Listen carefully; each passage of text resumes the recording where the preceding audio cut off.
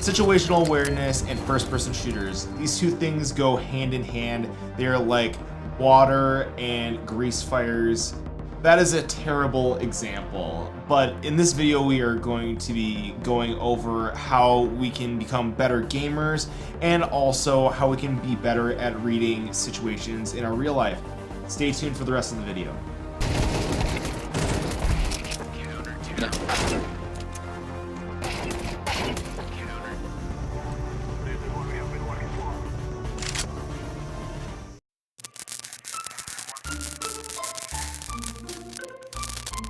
Why are first-person shooters the most prolific genre of gaming that's ever existed?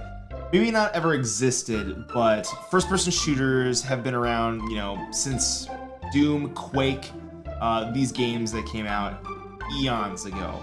But let me tell you why first-person shooters are my favorite type of game. Besides card games, I'd say, first-person shooters hold a very special place in my heart because of the competitive nature of these games. I want to win, and I want to be the best person out there. And first-person shooters have that like nobody else's business. First of all, you have to be very tactile. You have to be conservative at times. You have to be aggressive at other times. In games like Counter-Strike, they have this chess-like ability about them. You need to know how to throw smokes, where to throw smokes. Oh my gosh, dude! So understanding situational awareness, let's dig into this topic here. So first off, let's start with the definition of what situational awareness would be. Situational awareness is the understanding your surroundings, being able to analyze that, and then being able to respond to what is happening around you. In Counter-Strike, this would be something like a flashbang. Nope. When you get hit with a flashbang, you're gonna do one of two things. One, panic like an idiot, or you're going to back off and then you're gonna formulate a new strategy. So how does situational awareness play out in our day-to-day lives? I'll talk about an example in my own personal life, and then you can maybe extrapolate upon that to maybe better your situations in your life. So when I wake up in the morning, I'm usually like wired and I'm ready for the day, and the next thing that I'm gonna do is like already on the top of my mind. But this wasn't always the case. When I was in college, I was constantly waking up and I just felt disoriented, and maybe that was because I didn't get a lot of sleep last night. So what could I have done when I was in college to maybe make myself a more productive person? Maybe just make my daily life a little bit easier? Well, I would have to understand what is going on around me. I'd have to explore my surroundings, become aware of what's happening. One, I'm just out of high school, so I'm, in my early 20s here, and I could have, seeked out a mentor to kind of help put my life together. Another thing immediately that I could have done is I could have just gotten more sleep. That probably would have been the smart move now that I think back on it. Me as a person, understanding myself, I definitely like to have more structure in my life. As I've gotten older, I've become less structured again, which is interesting because I thought that when I was coming out of college and then, I had the structure of a daily job, having all of these like goals in mind for YouTube and also for my career path. It's kind of interesting knowing that I'm the type of person that wants structure, but also I want the flexibility of not having structure. Even this video that I'm recording right now doesn't have a lot of structure built into it. And you know what? I think that ultimately has helped me become a more loosey-goosey person, isn't the right word for it, but it's made me become a more fulfilled and happy person in the long run. So upon reflecting about my past and who I am today, waking up in the morning, I might decide, you know what, I don't need structure every single day. But on the days when, I want to help people, I want to get a video out there, I want to help contribute to society, those days I'm going to have a little bit more situational awareness. So with all that being said, how do we create a framework? How do we adopt a framework and a strategy around this?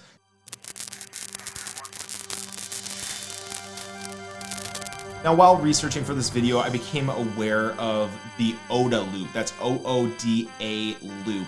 This was developed by the United States Air Force as a strategy for fighter pilots to process and understand their situation in confusing and rapidly evolving situations. So there are 4 steps to this loop. There's observe, orient, decide, and act. These steps we'll go over in not very painstaking detail because I'm lazy and I don't want to, edit this video for 1,000 years. Also, it's pretty straightforward and simple when you break them down into these 4 categories. So starting off with observe, observing the situation. This is your first step in becoming more self-aware.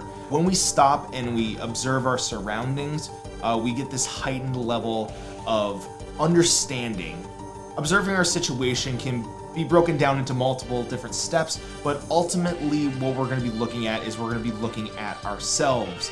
Trying to look at ourselves in a objective reasoning state rather than a reactive reasoning state. Think back to when you were younger and you were, in high school, middle school, this time of your life, you may have been way more cognizant of what you were doing, but it was reactive doing.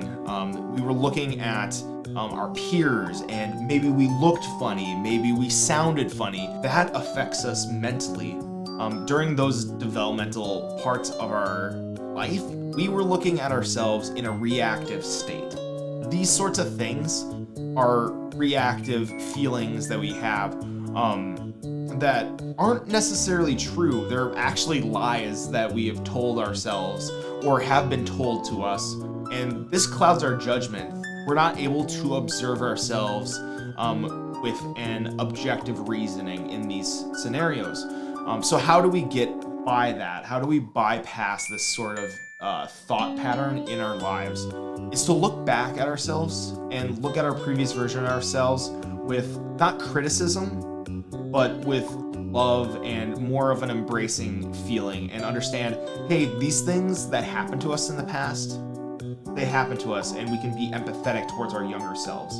Kind of the same thing that I'm talking about, but as we dig out details about our past, these help us observe ourselves in the present in a more objective way. But don't get caught in the weeds too much in those details. Those are just examples of if you're looking at yourself and you're like, I don't really like the way that I'm looking, you're not alone. And your situation, can be told by numerous people, including myself. So yeah, just know there are people out there that empathize with you and can help you through that process. And that leads into the second O, which is orient yourself to the reality of your surroundings, eliminating all assumptions and biases.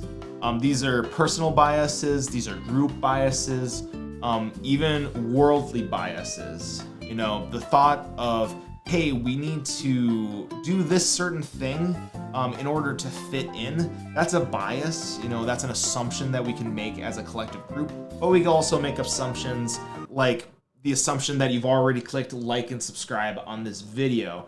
I would hope that you've hit that like and subscribe button, but if you haven't, this would be the time to do it, because that's obviously eliminating a bias, and that would be really helpful to me. But not only will this help out in eliminating distractions in your real life, this will also help eliminate distractions in your games. So we've gone over observation, we've gone over orient, and now we're going on to the third point, which is deciding. And all of these things in FPSs can happen within moments of each other. 1 second you could be laying on the ground, just holding down an angle, really getting into that camper mentality, and then all of a sudden you hear from your teammate that we need to go rush the site. And hopefully with observing these things and orienting yourself to the situation, deciding is just kind of a split-second decision. After you've played a game for multiple hours, it's probably going to just be the split-second decisions that you're making. The higher level players have these, and they're more like instincts rather than, you know, filing through, okay, this thing, then I do this. Like, these things have already been checked off my list, so now I need to do this thing. No, they're more of a reflex than anything. And then the last point that I'm gonna go over is act. Act confidently with an ongoing awareness. Now, acting confidently may look different depending on what type of personality you have. And it also differs depending on what you're doing. You know, a video game versus reality does not compare one to one. I'm just using this as an example to help you kind of correlate a game concept with a real life concept. But in first-person shooters, it can look vastly different as well. Take, for example, you're holding the angle with an op, and you hear that the bomb has been planted somewhere. You could go away from that angle and then start helping defuse that bomb, or you can continue to hold this angle. Now, in these situations, it's hard to tell if I was wrong or I was right. All we can do is we can compile the information together and we start the loop over again, right? We observed, we oriented ourselves, we made a decision, which is great, and then we acted on that decision, either staying in our current spot, just continuing to hold that angle, or we moved. And either way, if somebody, you know, came into our crosshair, fired, got the kill, that's fantastic. Or if I turned away and I got shot in the back, okay, well, that happened as well. The only thing that we can do now is move forward, continuing this OODA loop until, you know, we achieve our desired outcome, and then we can stop that loop, or we just continue it indefinitely for the rest of our lives. Now, if that sounds stressful to you, continuing and continuing and continuing on this thing, welcome to reality. This is what happens in real life. It's not necessarily the, like, okay, we're in a business meeting and I have to say something, or I choose not to say something in this meeting, and it, you know, it affects the outcome of my job. Or, you know, I'm working retail at, you know, Wally World or, you know, Megacorp, and I decide, hey, I'm going to take my break early, and then all of a sudden a guest comes and needs help with an electronic device, and we weren't available for that person. We're just continuously doing these same decisions. We're making an observation, we're orienting ourselves, we're deciding, and then we're acting upon that decision. This is going to continue for the rest of your life, and that's okay. It means that you're a part of the human experience. You know, even deciding to sit in your basement and play video games is a decision in and of itself. And it's not a bad decision either, it's just a decision. And we need to accept that our decisions have consequences. Ultimately, the acting is the consequence, whether it's good or bad. And sometimes it can be terrible decisions, and sometimes it can be great decisions. But I like to think that most of the time they are great decisions. If I had to give any amount of encouragement to you as a gamer, as a YouTuber, as someone who wants to produce great things, just starting. That's all it takes. Just starting with the smallest thing and then going from there. Consider writing down your own version of the OODA loop and writing down what you can do to accomplish a particular task, you know?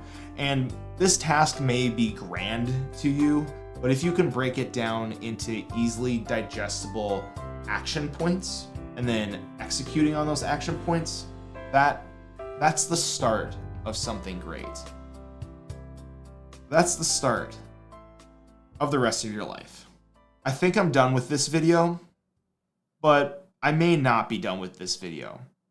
Let me know what you think in the comments section below, and maybe I'll have some more things to say on any of the things that I've said in this video. Otherwise, stay tuned for more videos. I've got more ideas coming up this year, into next year. And check out the video that's suggested by YouTube. Maybe you'll enjoy that one as well. Thank you so much for watching, and I'll see you in the next one.